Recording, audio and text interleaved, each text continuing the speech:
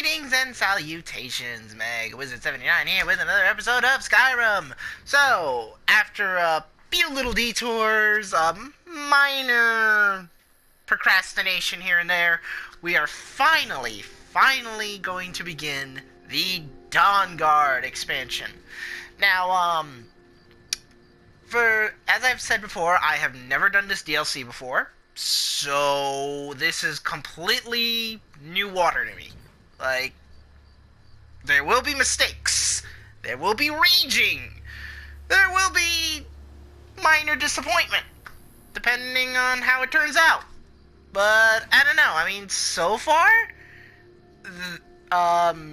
Bethesda has been hitting home runs when it comes to DLC for the Elder Scrolls series.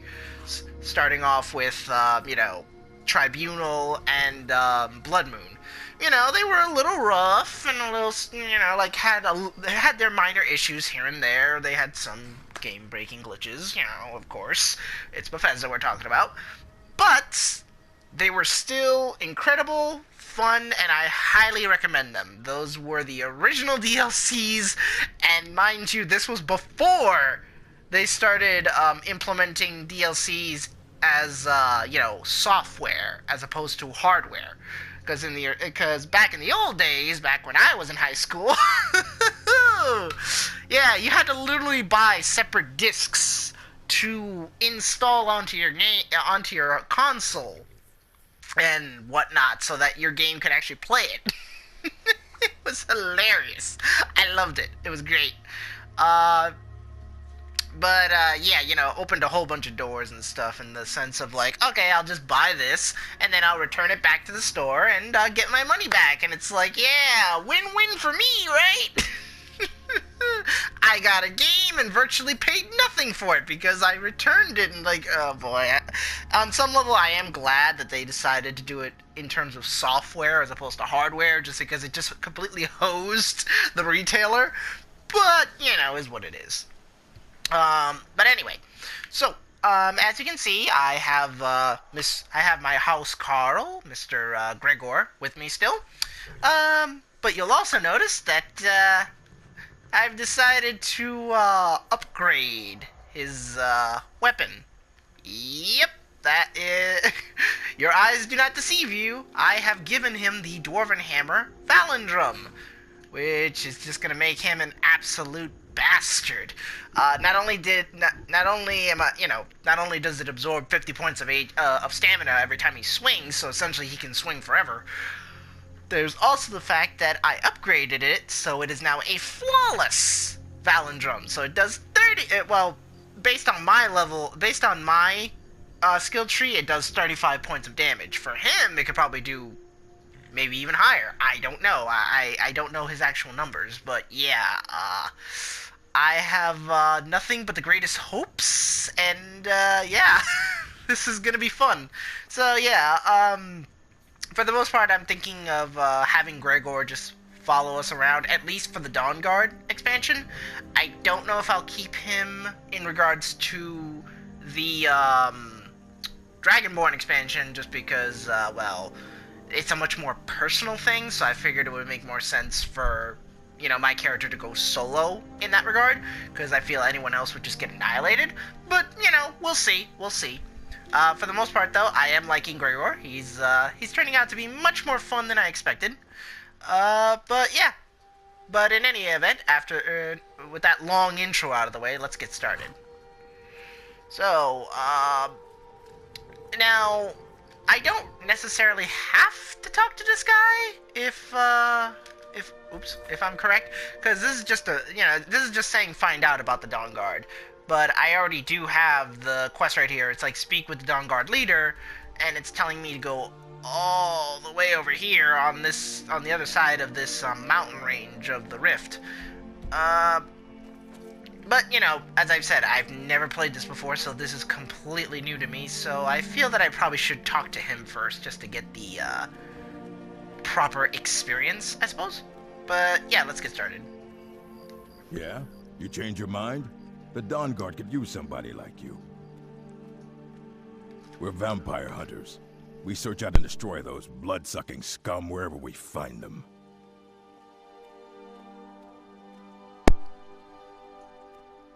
You're not paying attention then, like almost everyone else around here. Haven't you heard that the Hall of the Vigilance was destroyed by vampires? They never took the threat seriously, and now they paid the price. The Vigilance mostly hunt down Daedra worshippers, which is why they got torn to pieces when they went up against vampires. That's why our leader, Isran, is re-establishing the Dawnguard, real, serious vampire hunters.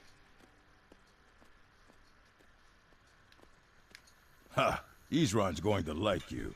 Go talk to him at Fort Dawnguard, southeast of Riften. He'll decide if you're Dawnguard material. This should be fun. I mean, to be honest, killing vampires is fun.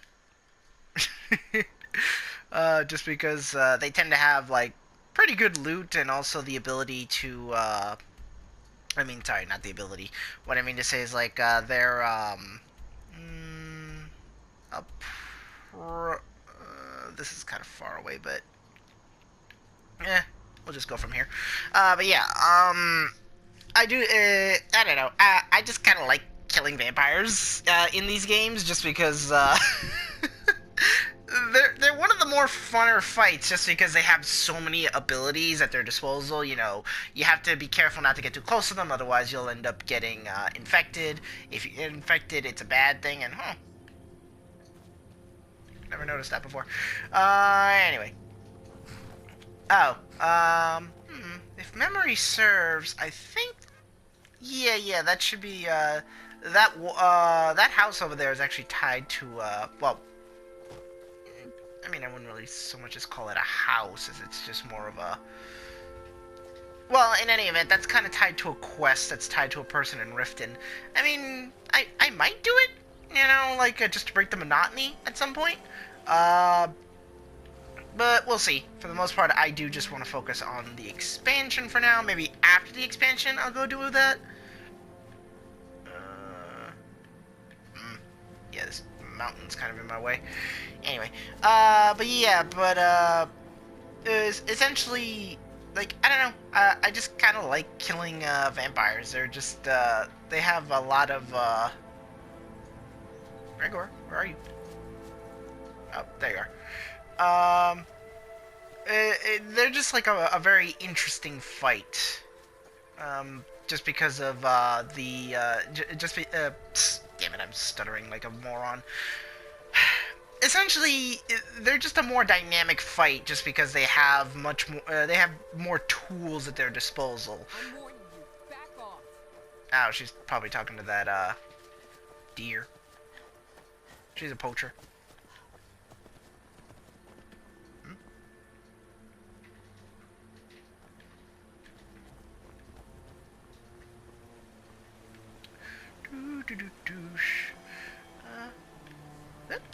Is that what I think it is? Yay, rude. I mean, I really don't need it, but it's good. It's a good alchemical ingredient. That's I mean, it's not super rare, at least not how it was in Oblivion, but it is uncommon to say the least. Just because it only appears in specific locations, i.e. near large bodies of water. Usually rivers, lakes, ponds, streams on occasion too.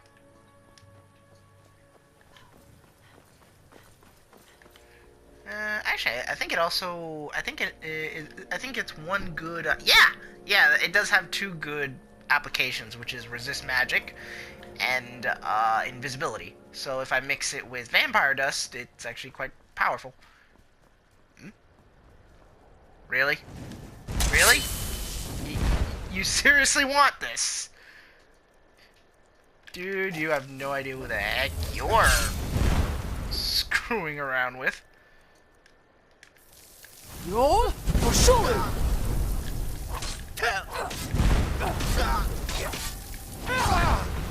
Idiot. Shh.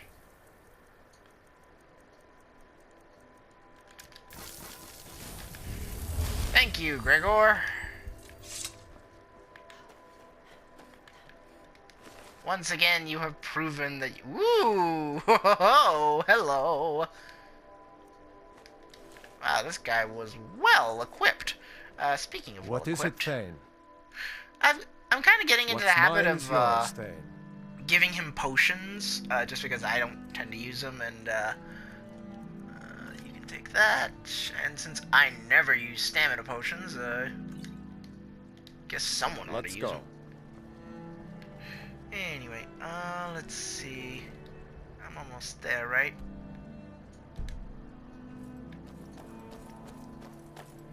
Wait, am I even heading in the right direction?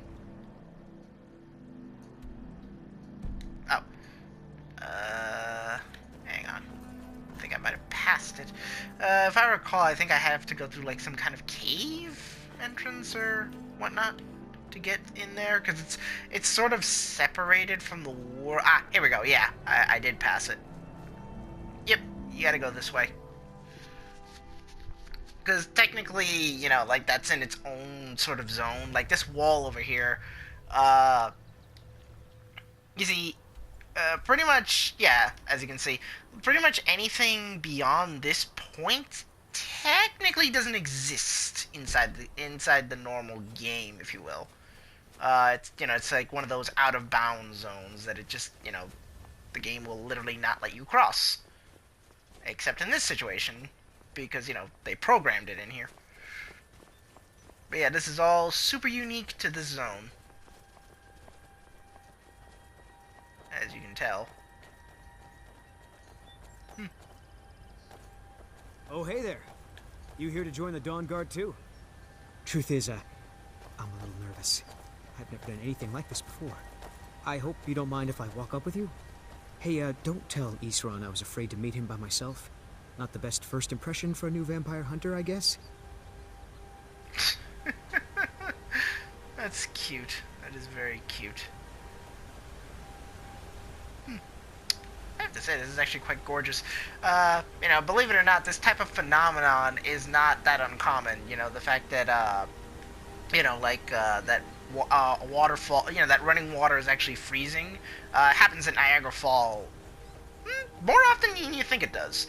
The fact that the, you know, like, the temperatures will drop so much that running water will literally freeze. It won't freeze completely because, you know, the falls are still falling, but a good amount of it is just, like, frozen solid. I mean, there's actually, like, you know, they show it on the news every so often. You know, it's definitely a sight to see. I will say that. I wish I could. I mean, I've actually been to Niagara Falls. It's actually a very beautiful place. I just wish that I could have. You know, I just wish I could see it like that, because apparently that is a sight to behold. Where's this guy? I thought he said he was coming up with me, or was I supposed to talk to him?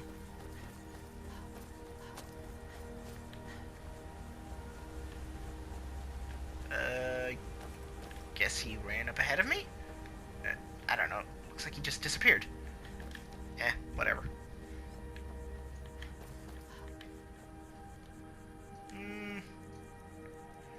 Let me see.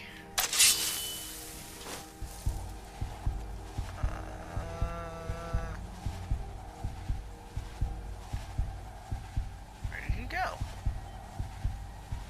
Mud crab. Oh well. Wouldn't it be funny if he's actually a vampire? That would be hilarious, actually. I have to say, this is a really pretty zone. Ooh, look at those machiculations. That is actually a real word. Look it up. Machiculations, essentially, they're the, you see, unfortunately, you know, these aren't real machiculations, because you see, the way it works is that, a castle, you see that part right there? Like, you see how that's solid stone? In a real castle, that would actually be open. Like, you know, it would still be somewhat connected to the wall, so it doesn't come crashing down.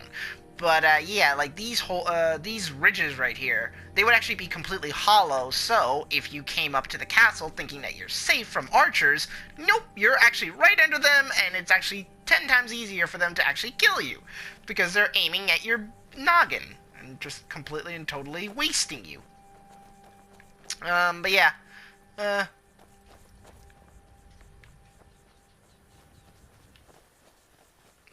That's your little history fact there for the day of real life. For more on Machiculations, check out Shadiversity, an amazing YouTuber, I might add you. He's from Australia, and he's a castle enthusiast as well as medieval expert overall. Well, well, you made it. Good. Isran's in the fort. He'll get you sorted out. Never seen a crossbow before, eh? Not surprised. Kind of a Dawnguard specialty. Nothing better for putting down vampires. Here, take this one and give it a try.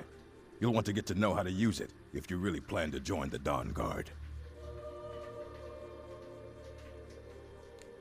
Never seen a crossbow before, eh? Not surprised. I lost 2 wives to vampires. I will avenge them. It's good to know that I will not have to do it alone. I'm glad this Dawnguard exists. Fight.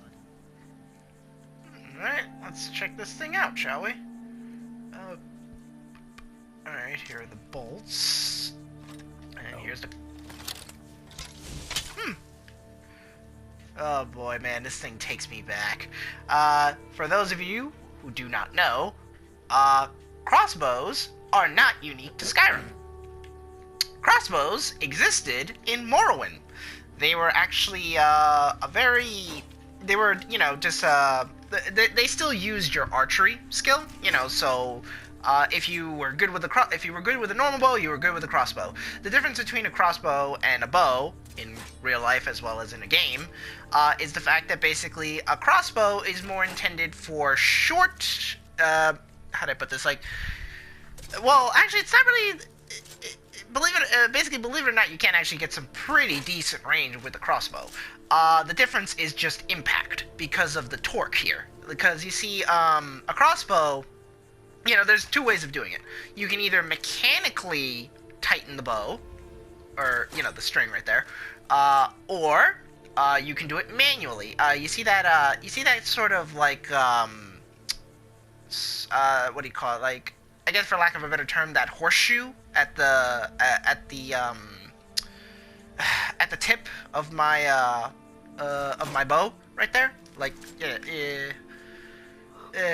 but yeah, essentially that protrusion right there, that's intended for your foot. You put your foot in there so that it gives you enough force, so that it sorry, not force, enough of essentially the way, because you see, pulling back this string, it's a lot harder than it looks, because there's a lot of tension, there's a lot of force, because this thing is like it's essentially like a compact light bow. Well, not light bow, composite bow, there we go. You see, composite bows, essentially they follow the same principle as a crossbow, where basically they have like a really short string, but, you know, when you hit someone with that, they're gonna feel that impact, because of the fact that it's a smaller string, you're putting much more tension on it, and then when you let it go, it's like a shotgun, more or less. It's also, what do you call it, like, composite bows were also more intended for shooting off horseback, so yeah, that's a lot of force, because you're getting the momentum from the horse as well as the momentum from just shooting the damn thing. So yeah, that there's a reason why composite bows were sometimes used to deal with anti-armor. Same thing with crossbows. Crossbows, for the most part, they're more intended for anti-armor. Just because of the fact that, I mean, look at the size of that bolt right there. That's at least 1 inch thick. That will definitely go through... That could probably go through plate armor if you hit it right. But, in any event, though, basically, loading this thing is not that easy. In Morrowind, they actually did go through the, you know, like, they basically... That horseshoe thing at the beginning, at the front right there. Whenever you shot and then reload, you did it the exact same way. It's not like how he's doing it right... Well, actually... Oh, that's interesting. Oh, yeah, I just noticed that right there. Yeah, you see that, that handle right there? Right over the, bow? That's how you... That's actually a mechanical mechanism. So... Huh. It's interesting. Well, yeah, that makes sense. No, it's just that basically, normally, if you have a mechanical way of torquing the bow, you normally don't really need you really don't need a footrest. You would normally not need a footrest because, because the mechanics is doing it for you. I can't even think of it being in a practical sense either, because it's like, well, that's the whole point of the mechanism right there. So it's like, to be honest, that feels like a lot of unnecessary metal on here now. So it's like, this thing is probably much more heavier than it needs to be. But anyway, sorry about that. What do you call it? Basically learning about medieval weapons and, well, just medieval things in general, just learning all this stuff. It's sort of a hobby of mine. I really do like just kind of nerding out on this, so my apologies. But in any event, well, seeing as how I've kind of wasted a lot of time as it is, we'll just wrap it up right here, and then we'll head up and talk to those guys over there. Until that time, though, this is Mega Wizard 79 bidding you all adieu.